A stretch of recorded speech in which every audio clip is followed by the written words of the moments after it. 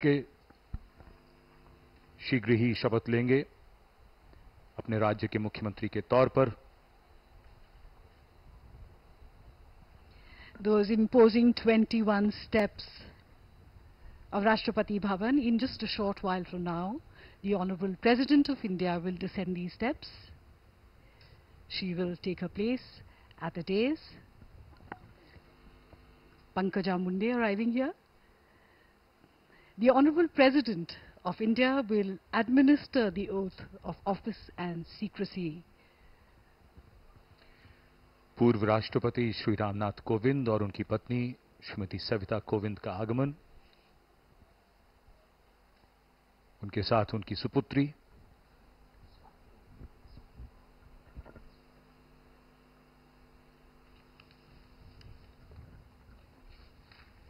यहां पर मौजूद अतिथियों का अभिवादन स्वीकारते हुए पूर्व राष्ट्रपति रामनाथ कोविंद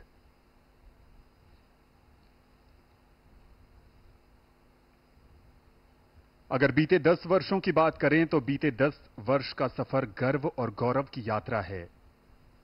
राष्ट्रपति भवन के गुंबद पर बड़ी शान से लहराता यह तिरंगा बीते 10 वर्षों में प्रधानमंत्री नरेंद्र मोदी के नेतृत्व में भारत की धरती से लेकर अंतरिक्ष तक की प्रगति का परिचायक है।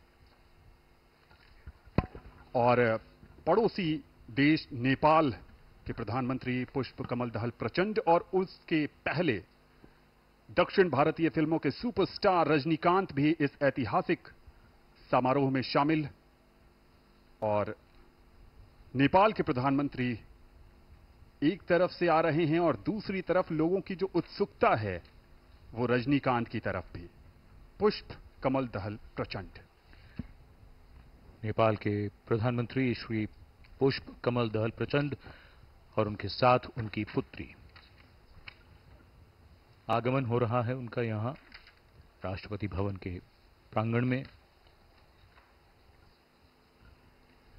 नेपाल भारत का एक महत्वपूर्ण पड़ोसी है और सदियों से चले आ रहे भौगोलिक, ऐतिहासिक, सांस्कृतिक और आर्थिक संबंधों के कारण अपनी विदेश नीति में एक विशेष महत्व रखता है। जगत प्रकाश नड्डा, भारतीय जनता पार्टी के राष्ट्रीय अध्यक्ष,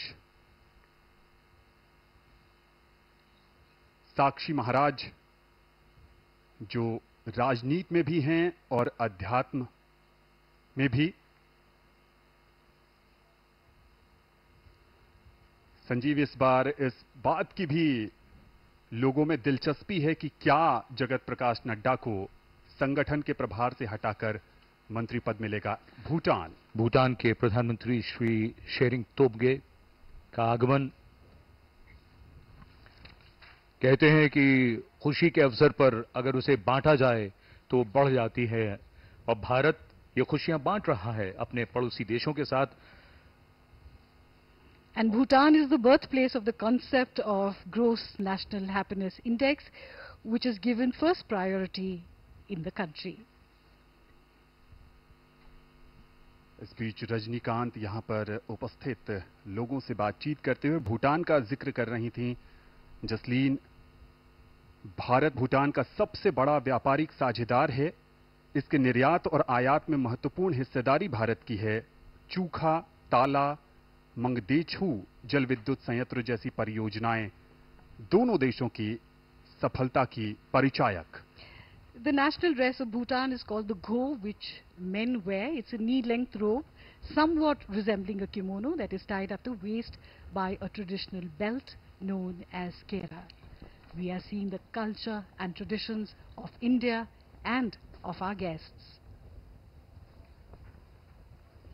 मॉरिशस कि यहां पर प्रविंद कुमार जगन्नाथ का आगमन होता हुआ। मॉरिशस भी भारत का महत्वपूर्ण साझेदार रहा है।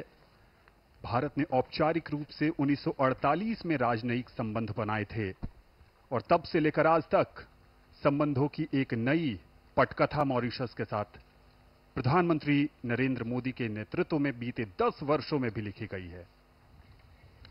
एक एक करके यहां पर हमारे विदेशी मेहमानों का आगमन हो रहा है। बांग्लादेश की राष्ट्रपति श्रीमती शेख हसीना, और उनके साथ उनकी सुपुत्री। भारत के पड़ोसी और भारत के पड़ोसियों के साथ भारत के रिश्तों की एक नई उड़ान, नई ऊंचाई। India and Bangladesh share a deep bond of friendship and cooperation. India was one of the first countries to recognize Bangladesh and establish diplomatic relations immediately after its independence in December 1971. India and Bangladesh share the longest land boundary that India shares with any of its neighbors, and Prime Minister Sheikh Hasina and Mr. Modi have shared many friendly meetings where they have promised to cooperate with each other on various subjects. Jasleen, as you rightly said, India and Bangladesh share bonds of history, language, culture, and multitude of other commonalities. The Shonali Adhyay, or golden chapter of bilateral ties, continues with both sides maintaining close engagement in diverse areas, including at the highest level. She is also the longest-serving female PM in the world. Mallikarjun खड़गे, कांग्रेस के राष्ट्रीय अध्यक्ष, इस समारोह में शामिल।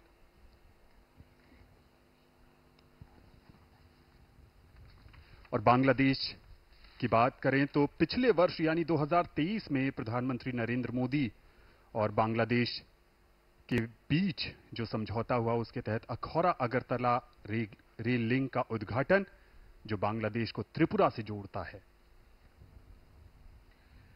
एक बहुत ही महत्वपूर्ण अवसर आज के शपथ ग्रहण समारोह के दौरान